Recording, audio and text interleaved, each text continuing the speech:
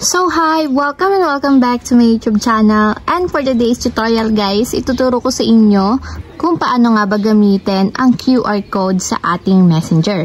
But first, can you subscribe to my channel and don't forget to hit the subscribe button and the bell to notify you for my new updates. And if you want to learn more, just keep on watching and let's start.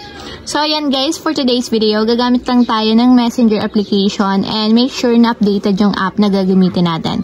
So ayan guys, ito yung bagong update na naman ni Messenger ngayon and ito yung napansin ko lately after kong ma-view yung bagong update ni Messenger. So ayan, i-open ko na yung aking Messenger application.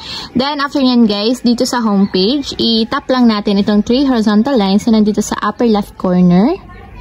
Then after yan guys, i-tap naman natin dito yung settings button. And automatic, mapupunta tayo dito sa pinakang messenger settings ng ating account. Then dito guys, dito nyo na makikita yung QR code na pwede nating ma-generate.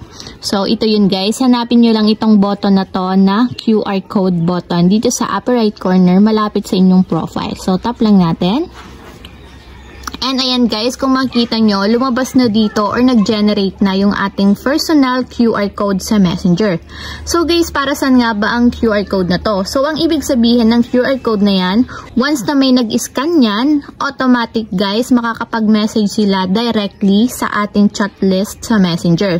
So kung sila is hindi natin friend, diba guys, mostly kapag ginachat tayo or mini-message tayo ng hindi natin kilala or hindi natin friend sa Facebook, automatic guys, mapupunta siya sa message request, sa spam. So kapag inallow natin sila na i-scan ng ating personal QR code sa Messenger, hindi na siya dadaan sa message request or sa spam messages. Automatic, directly mapupunta siya sa chat list natin and mababasa agad natin yung mga messages nila. So yun yung purpose guys ng QR code, kaya ito inilagay ngayon sa bagong features ni Messenger. So para ma-message tayo instantly in case na may mga urgent or emergency messages sa atin. So, pwede nyo naman siyang i-share guys. So, may mga ways naman dito kung paano natin pwedeng i-share. So, pwede nating i-send itong QR code natin through Bluetooth, share it, WhatsApp, and marami pang iba.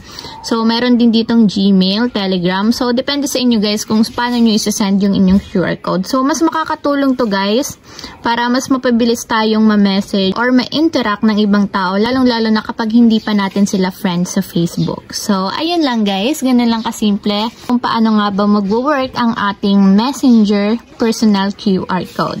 If you have a question, can you comment down below and don't forget to hit the subscribe button and the bell to notify you for my new updates. And thank you for watching. Living life every day, late at night, not okay.